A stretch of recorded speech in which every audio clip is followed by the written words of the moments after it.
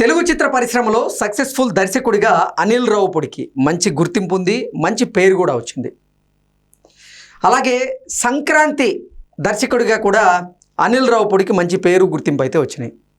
ఈ గుర్తింపుతోనే అనిల్ రావుపూడి 2027 సంక్రాంతికి ఆయన సిద్ధమవుతున్నట్లుగా తెలుస్తోంది. ఇంతకీ 2027 సంక్రాంతి బరిలో నిలవబోతున్నటువంటి ఆ సినిమాలో ఎవరెవరు హీరోయిన్లుగా నటించబోతున్నారు అనేది మనం పూర్తి స్థాయిలో విశ్లేషణ చేసుకుందాం. ప్రస్తుతం మనతో పాటున్నారు ప్రముఖ సినీ రాజకీయ విశ్లేషకులు, ప్రముఖ సీనియర్ జర్నలిస్ట్ దుర్గా వడ్లమణి గారు. వారితో మాట్లాడదాం. మేడం నమస్తే. నమస్తే అండి. అనిల్ రావుపూడి తదుపరి చిత్రం 2027 సంక్రాంతికి విడుదలయ్యేలాగా ఆయన సన్నాహాలు సిద్ధం చేసినట్లుగా తెలుస్తోంది. ఇంతకీ ఆ సినిమాలో హీరోయిన్లుగా ఎవరు ఉండబోతున్నారంటే ఏం చెప్తారండి?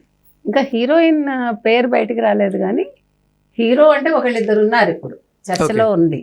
అంటే యాక్చువల్గా బాలయ్య గారితో ఆయన ఒకటి డ్యూ ఉంది, ఆయనకి ఒక సినిమా తీయాల్సి ఉంది. కానీ ఆయన ఇంకొక సినిమా దాంట్లో షూటింగ్ లో బిజీగా ఉన్నారు.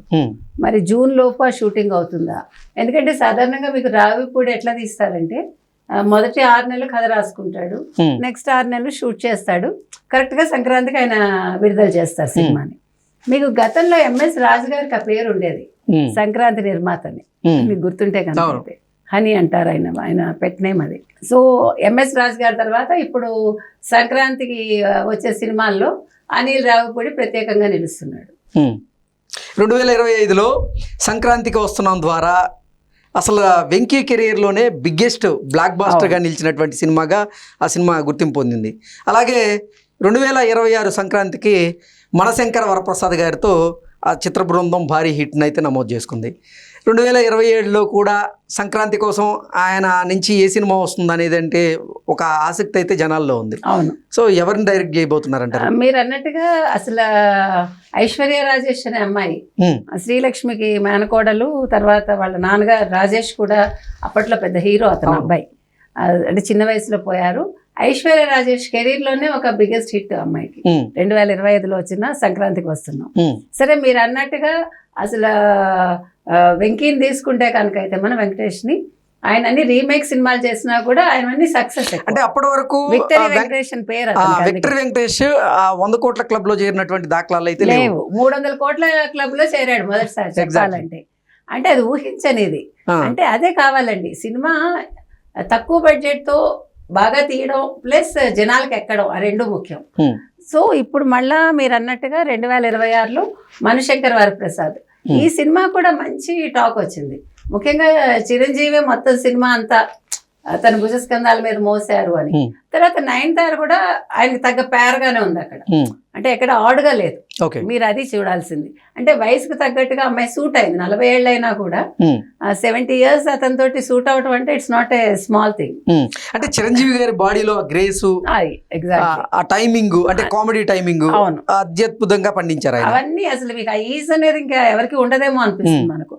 ఆ కామెడీ టైమింగ్ కానీ అది ఇప్పటికి కూడా డే 1 నుంచి ఇప్పటి వరకు ఆయనకి అలా కొనసాగటం అనేది ఇట్స్ నాట్ ఏ, అంటే అది అసలు ఊహించలేని విషయం అది. ఇకపోతే మీరు అన్నట్టుగా నెక్స్ట్ ఎట్లాగా 2027 ఎవరు అంటే నెక్స్ట్ ఉన్నది మళ్ళా వెంకయ్యే. ఓకే, అంటే విక్టర్ వెంకటేష్ గారితోనే అనిల్ రావుపూడి గారు మళ్ళీ ఇంకో సినిమాని తెరకెక్కించే ప్లాన్ చేస్తున్నారని తెలుస్తోంది. ఒకవేళ బాలకృష్ణకి జూన్ కి షూటింగ్ అవ్వకపోతే నెక్స్ట్ మళ్ళా విక్టరీ వెంకటేష్ తో చేస్తారు అని అనిపిస్తోంది. మళ్ళా ఇంకొకటి ఆయన మెగాస్టార్ చిరంజీవి గారికి ఒక కథ చెప్పారని, అది చిరంజీవి గారికి కూడా నచ్చిందని, మళ్ళీ వారిద్దరి కాంబినేషన్ లో ఇంకో సినిమా వచ్చే అవకాశం ఉంది. అది కూడా 2027 సంక్రాంతి బరిలో నిలిచేటువంటి అవకాశం ఉంది అన్నట్టుగా కొన్ని వార్తలు వస్తున్నాయి. చెప్పలేము. అంటే ఇప్పటికైతే వెంకీ పేరు వినిపిస్తోందండి. మేబీ 28కి మళ్ళీ చిరంజీవితో చేస్తారేమో. లేదు, అనిల్ రావుపూడి తన పందా మార్చుకోవాలి కొంచెం. ఒకవేళ బాలకృష్ణ నెక్స్ట్ ఇయర్ కి సెట్ అయ్యారు అనుకుందాం, బాలకృష్ణ చిరంజీవితో 6 నెలలు చేయలేరా? అంటే ఏమో చెప్పలేం. అట్లా కూడా చేయొచ్చు కదా. He has to change his ఇదన్నమాట. ఒకటి దసరాకి చేసి ఒకటి సంక్రాంతికి పెట్టుకునేలాగా ప్లాన్ చేసుకోవాలి. అంటే తెలుగు చిత్ర పరిశ్రమలో రీజనల్ రాజమౌళి లాగా ఇప్పుడు అనిల్ రావుపూడికి అయితే మంచి గుర్తింపు రావడం జరిగింది. అంటే రాజమౌళి గారికి ఎలా ఒక అపజయం ఎరిగినటువంటి దర్శకుడిగా పేరుందో, ఇప్పుడు అనిల్ రావుపూడికి కూడా రీజనల్ గా ఒక అపజయం ఎరిగినటువంటి దర్శకుడిగా పేరు వచ్చింది. అతను అంటే ఇక్కడి నుంచి అతను మారకూడదు, అతని దృక్పథం మారద్దు. ఎందుకంటే మనకి ఎక్కువ ఆశలు పెట్టుకోకూడదు. ప్లస్ పాన్ ఇండియాలు ఇవన్నీ అవసరం లేదు. ఎప్పుడు ఇంట కలిసి రచ్చగలవమన్నారు. కాబట్టి ఇలాగే చేసుకుంటూ వెళ్ళాలి అతను. Hmm. ఎందుకంటే ఆయనకి ఆ మిడిల్ క్లాస్ మెంటాలిటీస్ తెలుసు, Hmm. అవన్నీ కూడా అతనికి బాగా వంట పట్టాయి కాబట్టి Hmm. అంటే ఇంట్లో అంటే ప్రేక్షకుల నాడిని పట్టుకోవడంలో అనిల్ రావుపూడి సక్సెస్ అవుతున్నారు. ఎగ్జాక్ట్ గా అది కూడా కామెడీ జోనర్ ఎంచుకొని. అది కరెక్ట్. కామెడీ జోనరు ప్లస్ ఒక కుటుంబంలో ఉండే మామూలు మగవాళ్ళకి ఆడవాళ్ళకి అంటే ఒక ఫ్యామిలీలో ఒక భార్యాభర్తలకు ఉండే మామూలు కామన్ ఈగోస్, కామన్ ఏమనాలి దెబ్బలాట్లు ఏదైనా కూడా, అంటే అలకలు బుజ్జగింపులు లేదంటే విడిపోయేదాకా వెళ్ళి మళ్ళా వెనక్కి రావడాలు, ఆ చిన్న చిన్న ఇదిలు కూడా అతను బాగా చూపించగలుగుతున్నాడు, బాగా పండిస్తున్నాడు సినిమాని. అతని సక్సెస్కి అదే కారణం అవుతుంది. ఓ కథ ఏమి ఉండదు మనకి, కానీ ఆ ప్రెజెంటేషన్ అంటాం చూడండి, అందుకే కథ వేరు కథనం వేరు అనేది. కథా కథనం రెండూ తెలుసున్నప్పుడు సినిమా తప్పకుండా అది పెద్ద హిట్ అవుతుంది. ఇప్పుడు మనశంకర్ వరప్రసాద్ హిట్ అయిందంటే అదే కదా రీజన్. ఇక్కడ చిరంజీవి ఎంత పెద్ద ప్లస్, నయనతార ఒక ప్లస్సే, వీళ్ళిద్దరికి సాయి కథ అండ్ డైరెక్షన్ ఇవన్నీ కూడా కలిసి వచ్చాయి. అది ఒక సినిమా పండాలంటే ఒక్కళ్ళ మీదే ఉండదు కదండి, అందరూ కలిసికట్టుగా చేస్తేనే అవుతుంది.